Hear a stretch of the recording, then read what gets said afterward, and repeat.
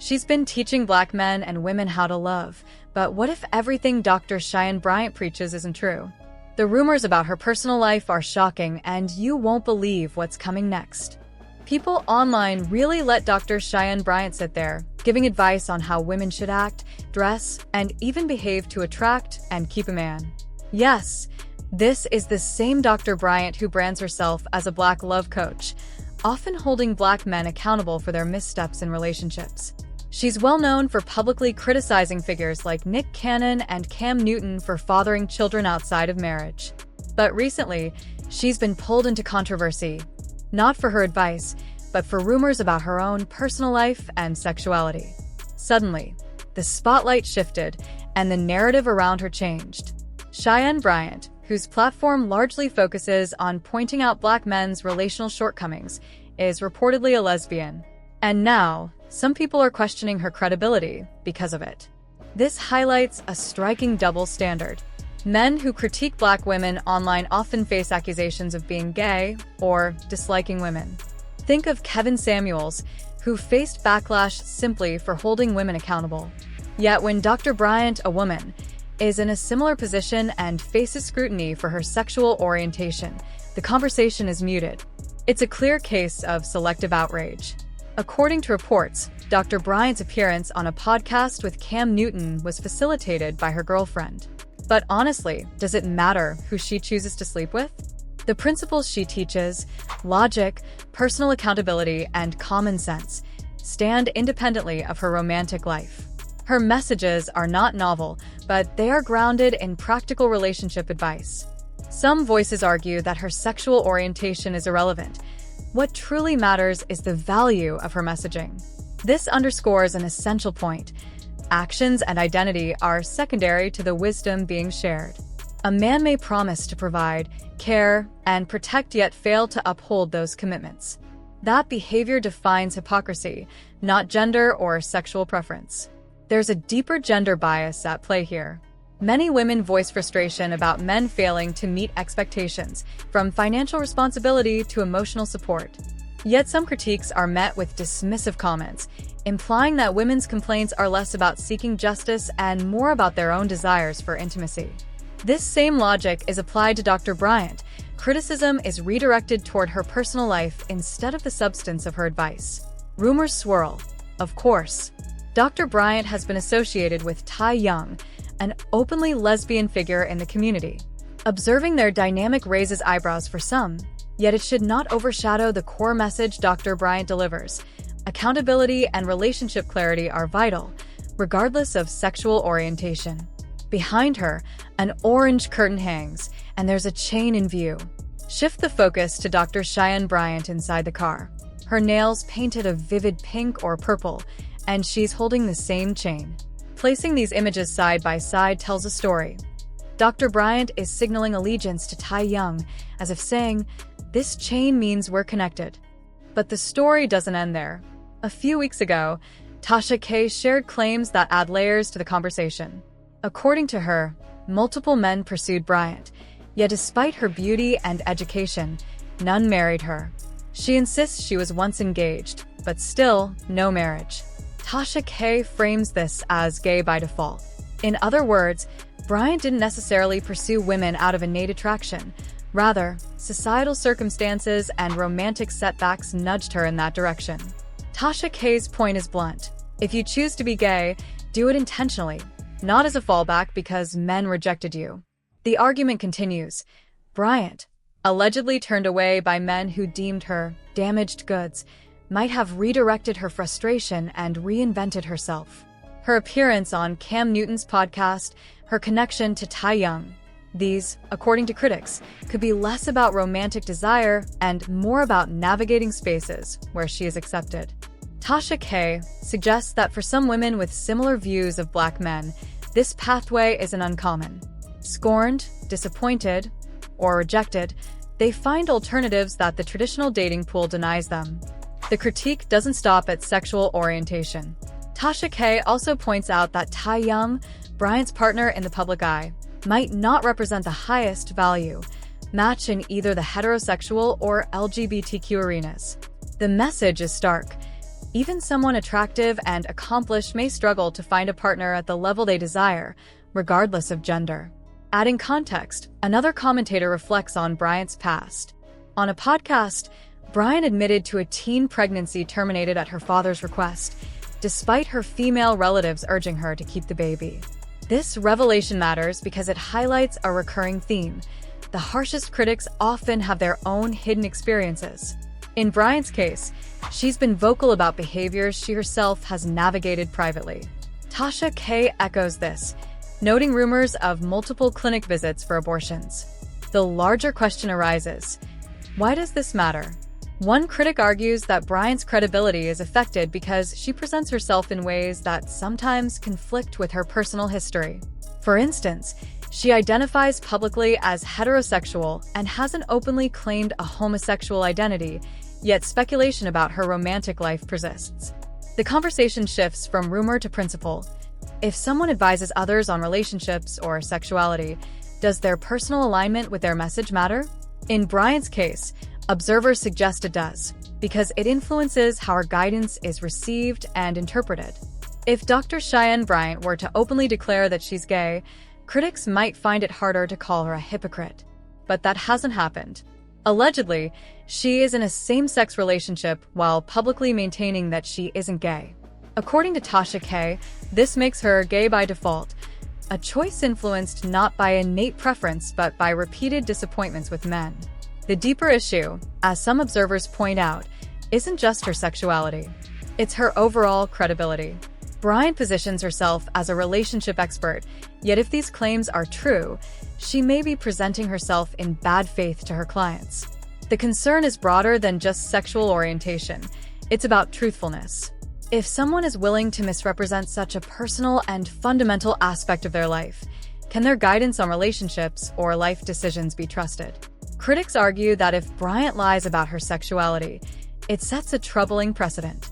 When someone in a position of influence misrepresents fundamental aspects of their identity, it casts doubt on everything else they claim. In Bryant's case, the stakes are particularly high because she has branded herself as a relationship expert, a role that relies heavily on trust, credibility, and perceived authenticity. If the public accepts or overlooks a lie about her sexuality, what's to stop her from embellishing or misrepresenting her academic credentials, her professional qualifications, or even the personal experiences she uses to illustrate her points? Allegedly, inconsistencies have already emerged in these areas. Some observers argue that these contradictions amount to a form of fraud in the relationship advice industry, a person whose words cannot be taken at face value because the foundation of their authority is unstable. The concern is not simply theoretical.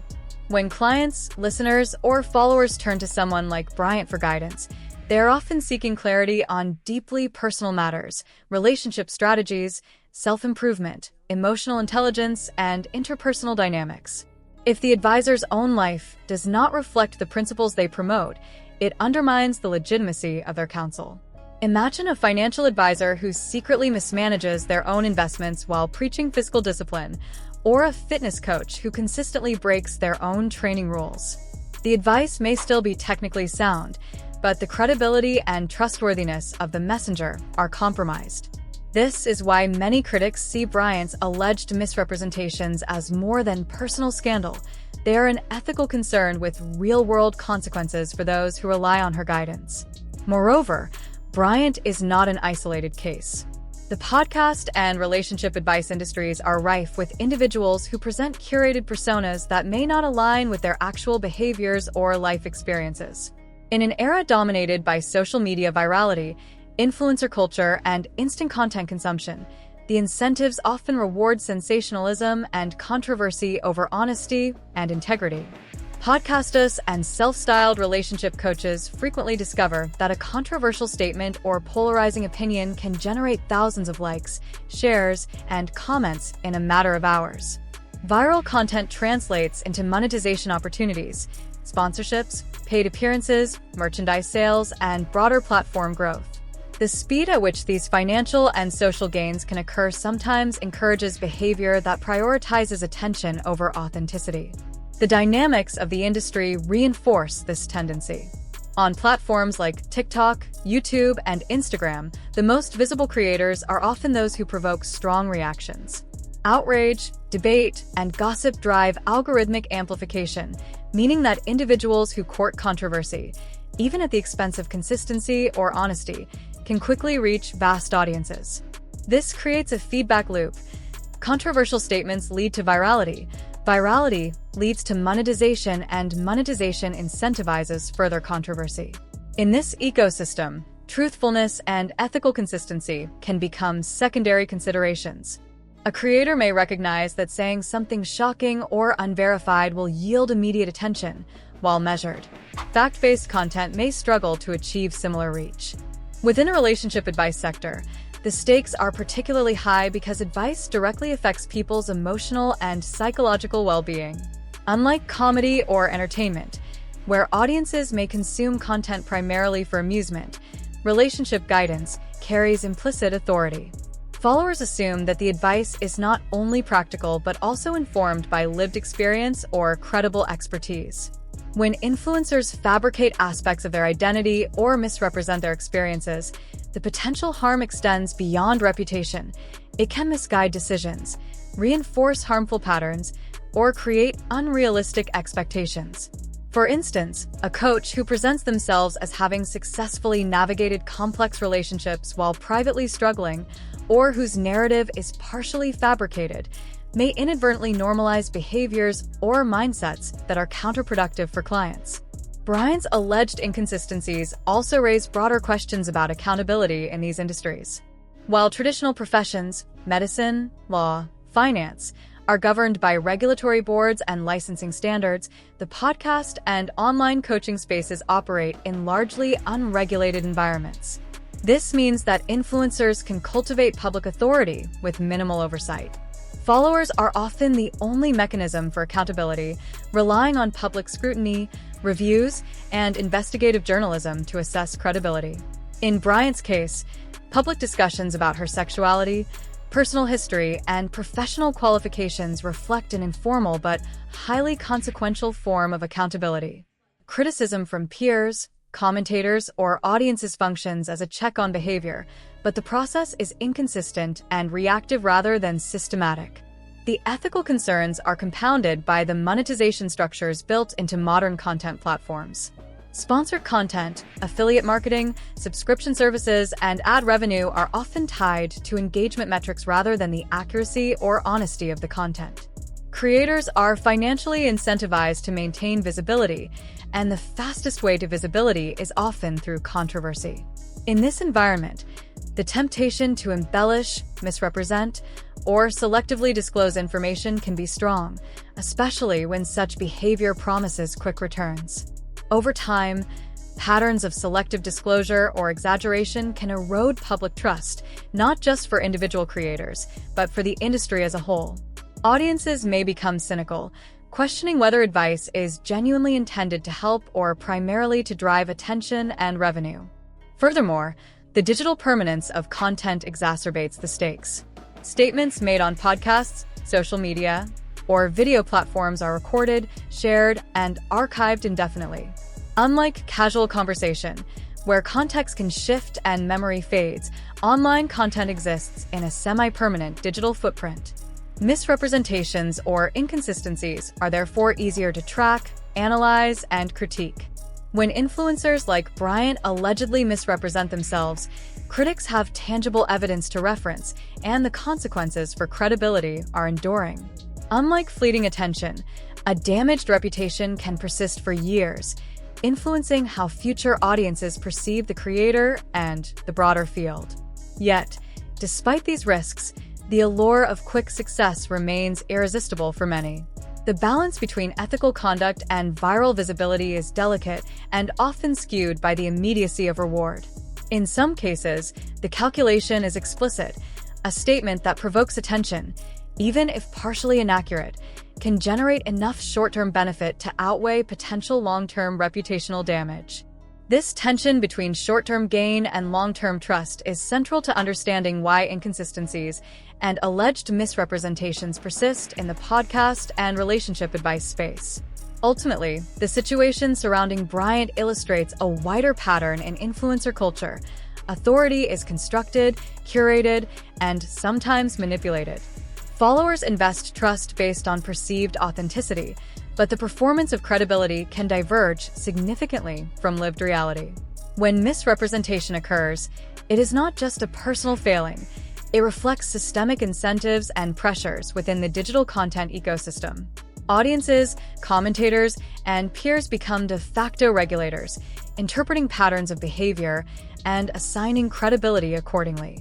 In this context, the public conversation about Bryant is less about sensationalism and more about evaluating trust, integrity, and accountability in a space where those qualities are increasingly rare. In conclusion, Bryant's alleged misrepresentations, whether regarding sexuality, academic credentials, or personal history, underscore the challenges of trust and credibility in the modern podcast and relationship advice industries. They reveal the complex interplay of audience expectations, monetization incentives, and social media dynamics that shape content creation. While controversy can drive rapid visibility and financial reward, it also exposes creators to scrutiny, skepticism, and long-term reputational risk. The key takeaway is that authenticity is currency. Once compromised, it undermines not only the individual's authority, but also public confidence in the broader industry. In a landscape where virality often trumps integrity, the question remains, can audiences discern true expertise from performance, and are creators willing to prioritize honesty over immediate gain? Bryant's case, critics argue, may serve as a cautionary tale, a vivid example of the consequences when credibility is treated as optional in pursuit of fame and influence. But here's the catch. How you gain it is exactly how you can lose it. In today's digital world, viral fame is like sand slipping through your fingers. It feels solid when it's happening, but it can disappear in an instant. The same is true for fast money earned through quick hits of attention or controversy. Platforms reward virality, but they do not reward consistency, integrity, or truth.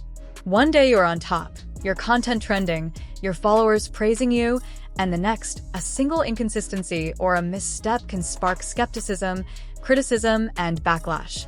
The audience has grown savvy. They pay attention to patterns, question credibility, and are increasingly unwilling to take influencers at face value. A lapse in transparency or a hint of misrepresentation can spread like wildfire, unraveling years of carefully cultivated public image in a matter of hours. Viral fame is intoxicating because it offers a sense of validation. Numbers are tangible. Views, likes, shares, subscribers, and comments feel like currency. When an influencer sees a post going viral or a podcast episode trending, it reinforces the idea that what they are saying is valuable and impactful. Yet that very validation can be misleading. Popularity does not equal truth, nor does engagement necessarily indicate wisdom or accuracy. An influencer can become a household name while simultaneously bending facts, exaggerating credentials, or masking personal inconsistencies. Audiences may celebrate the message without questioning the messenger. But the digital ecosystem is unforgiving. The same virality that elevates you can also amplify scrutiny. Fast money compounds the problem. In the digital content economy, attention translates directly into revenue. Monetization structures on social media platforms, ads, sponsorships, affiliate links, live streams, and paid subscriptions reward content that drives engagement. Controversial statements, polarizing opinions, or sensationalized claims can lead to rapid financial gain, faster than any slow and steady approach based on genuine credibility. While traditional businesses require years of consistent performance to grow sustainably, online creators can amass thousands, even millions, in a short span simply by capturing attention. This creates a powerful incentive to prioritize shock value or virality over careful, honest communication. However, there is an inherent fragility in this model. The very audience that rewards rapid success can also become the agent of downfall. Internet users are increasingly vigilant. They notice contradictions, question narratives, and share evidence that exposes inconsistencies. One misstep, an old clip resurfacing, a statement contradicted, or a personal fact disproven, can quickly erode trust. The social media landscape is built for speed, both in consumption and in judgment. Mistakes that might have gone unnoticed in a slower, pre-digital world are now magnified, dissected, and archived indefinitely. Unlike traditional careers where reputations develop gradually and corrections can be private, online fame is public, instantaneous, and unforgiving. The principle "here today, gone tomorrow" captures this dynamic perfectly. Fame and fortune on digital platforms are ephemeral because they are often built on external validation rather than intrinsic value or expertise. What seems like enduring success is frequently contingent on the fleeting attention of an audience whose interests can shift overnight. A viral trend can elevate someone to the top one day, and the next day, a new trend or a rival creator can capture the spotlight, leaving the former viral sensation struggling to maintain relevance. The emotional and psychological toll of this cycle is significant. Creators face pressure to constantly produce content that captures attention, while navigating the fear of losing everything at any moment. In the digital age, accountability is immediate and relentless. Unlike traditional media, social media allows audiences to amplify errors or contradictions, putting creators' credibility on trial in real time. Fame and virality are fleeting. True influence depends on trust, transparency, and alignment between words and actions. Those who prioritize integrity over attention-grabbing statements maintain lasting credibility, while dishonesty is swiftly punished. The lesson is clear. Influence is not just about visibility or money. It's about sustaining trust. Platforms like the server junk explore these dynamics, highlighting how honesty and consistency are the most enduring forms of digital wealth.